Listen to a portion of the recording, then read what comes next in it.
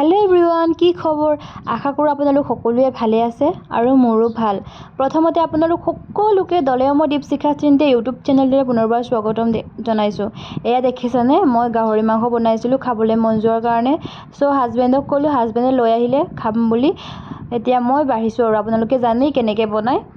চ' ভিডিঅ'টো লাষ্টলৈকে এনজয় কৰক। আৰু এয়া দেখিছেনে, মোৰ হাজবেণ্ড পিঁয়াজ কাটিছে আৰু মাংসৰ লগত পিঁয়াজ এটুকুৰা খালেতো কিমান ভাল লাগে, হয়নে নহয় বাৰু?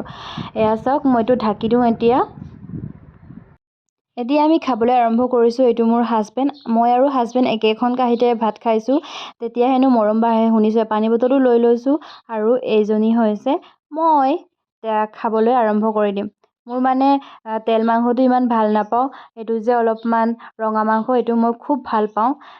আৰু কেতিয়াবা ৰঙা মাংসটোৱে দাঁতত লাগি ধৰে যে, সেইটো কাৰণে বেয়া পাওঁ।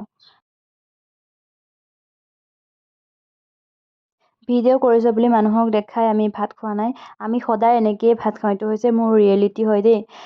মা দেউতা থাকিলেও আমি দুটা একেলগে ভাত খাওঁ, আৰু শাশু মা শ্বশুৰ বুঢ়া থাকিলেও চবৰে আগতে আমি লাজ নকৰোঁ ভাত খোৱাটো। যদি ঘৰত নাহে তেতিয়া মই অকলে খাব নোৱাৰোঁ, তালৈ মোলৈ ৰখি হ'লেও মই ভাত খাওঁ।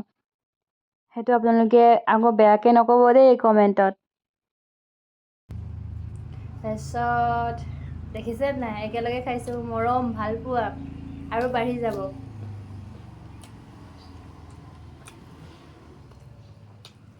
কিছুমানে কৈছে চাকৰি দেখি আহিছোঁ বুলি। বিবাহ মানুহটো এদিন বিয়া পাতিবই লাগিব, তাত চাকৰি থকা নথকা কোনো প্ৰশ্ন নাই নেকি? আৰু কিবা হয় ন, চাকৰিত থাকিলেও নাথাকিলেও জীৱনটোত কিবা আগবাঢ়ি যাবৰ কাৰণে নিজে কিবা এটা কৰি খাবই লাগিব। নহ'লে পইচা নহ'লে আজিকালি একোৱেই নাপায়। পইচাটোৱে মেইন। স্বাৰ্থপৰে নিজে স্বাৰ্থ হ'বই লাগিব আজিৰ দুনীয়াত।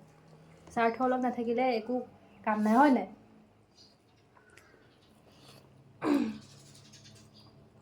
পইচা নহ'লে ভিডিঅ'টো ৰেকৰ্ডিং কৰিব পাৰিম। মোবাইলটো পইচা দিয়ে কিনিছোঁ। এইটো কেনেকৈ আনিছে? খেতি কৰি পেলাই বাৰু সেই কিছুমান বস্তু আনিব পাৰে, চব বস্তু খেতি কৰি আনিব নোৱাৰি। চ' গাইজ, পইচা মেইন।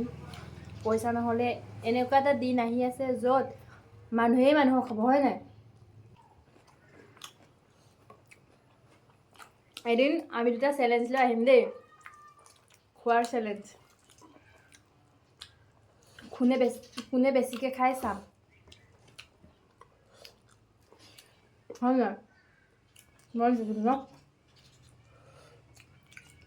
মই জিকিম।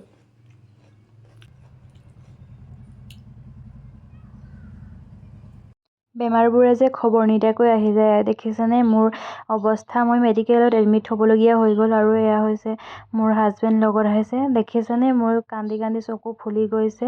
আৰু আপোনালোকে ক'ব দেই, মেডিকেলত থকা সময়তো মানে বেমাৰৰ সময়তো ভিডিঅ'। চ' আপোনালোকক অলপ শ্বেয়াৰ কৰিম বুলি ভিডিঅ'টো কৰিলোঁ। মেডিকেলৰ পৰা আহোঁতে বহুত দেৰি হৈ গ'ল, ৰাতি হৈ গ'ল। সেইটো কাৰণে মোৰ হাজবেণ্ডে ক'লে কিবা এটা লৈ যাওঁগৈ খোৱা। সেইটো কাৰণে মোৰ কাৰণে এইটো আনি দিছে, পৰাঠা আৰু চব্জি।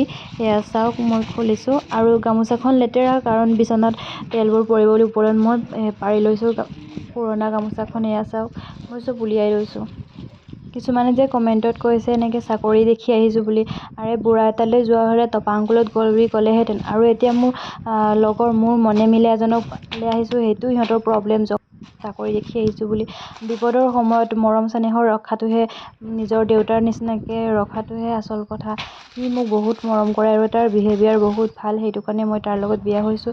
আৰু মোক ধুনীয়া চাকৰি আৰু ধনী সেইবোৰ চাই অহা নাই, মোৰ মানুহৰ মন চাই আহিছোঁ। আৰু মোৰ মানুহজনৰ মনটো বহুত ভাল। নিজৰ দেউতাতকৈ মোক বেছি মৰম কৰে। দেউতাতকৈ কেতিয়াও বেছিকৈ মৰম কৰিব নোৱাৰে, কিন্তু হ'লেও মানে বহুত মৰম কৰে। দেউতাৰ নিচিনাকৈ ৰাখিবলৈ যত্ন কৰে। সেইটোৱে জীৱন সংগী হয় লাইফত। টকা থাকিলে কি হ'ব, কিন্তু যদি মানুহৰ মৰম চেনেহ নাথাকে, মাৰপিটে সদায় চলি থাকে, সেইটো কেতিয়াও চাকৰি থকা বা টকা থকা বুলি নকয়। মানুহৰ মনটোৱে ধনী হ'ব লাগিব। আপোনাৰ মনটো আৰু থিংকিংটো পৰিষ্কাৰ হ'লে আপুনি বহুত ধনী মানুহ হয়। সেইটোৱে মেইন। আজিৰ যুগত কোনো এজন ব্যক্তিয়ে ধোৱা তুলসীৰ পাত নহয়, চব স্বাৰ্থপৰ হয়।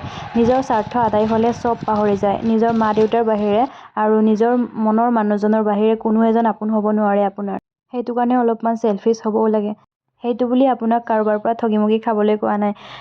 মানুহে সৎপথত যাব লাগে, কিন্তু চাই চিতি যাব লাগে। বেছিকৈ ভাল হ'লেও মানুহে ঠগিবলৈ চেষ্টা কৰে। আৰু মোৰ মানুহজনে এয়া দেখিলেনে, সি ডিউটিৰ পৰা আহিলে মোৰ কাৰণে আনি দিলে। মই এতিয়া খাই লওঁ দেই গাইজ, গাও ইমান ভাল নহয়। আৰু দেখিছে মোৰ অৱস্থা, একো মানে খাব মন নাযায়, হাঁহিব মন নাযায়, আৰু শুয়ে থাকিব মন যায়, উঠিব নোৱাৰোঁ। সেইটো কাৰণে মোৰ ৰুমলৈকে আনি দিছে। হাজবেণ্ডৰ আৰু তাৰ লগৰটো বহুত কষ্ট হৈছে মোৰ কাৰণে। মই ডিউটিৰ পৰা আহিলেও মানে ভাত বনাই থৈ দিব নোৱাৰোঁ। ইহঁতে নিজে আহি পেলাই বনাই খায়হি, আৰু মোৰ কাৰণেও বনায়।